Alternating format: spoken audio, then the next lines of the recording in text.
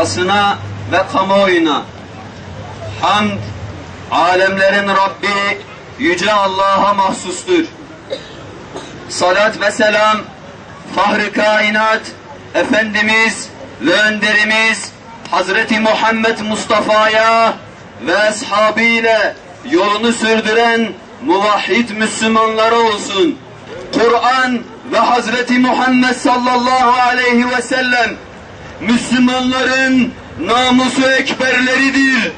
Hiç kimse özgürlükler safsatasının arkasına gizlenerek değil, Müslümanların hiçbir semavi dinin mukaddesatına dil uzatamaz, hakaret edemez.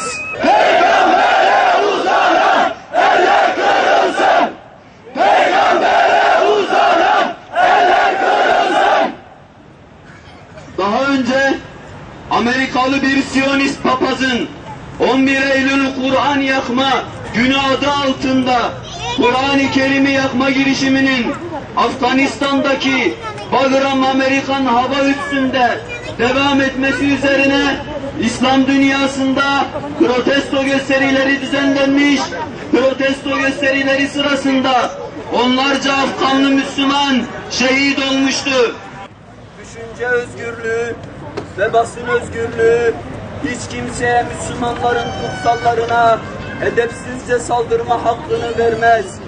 Bizzat Peygamber Efendimizin kendisi Yahudi bir sanatçı olan Kâb bin Eşref'i İslam'ın mukaddesatına dil uzattığı için bir suikast sonucu öldürtmüştür.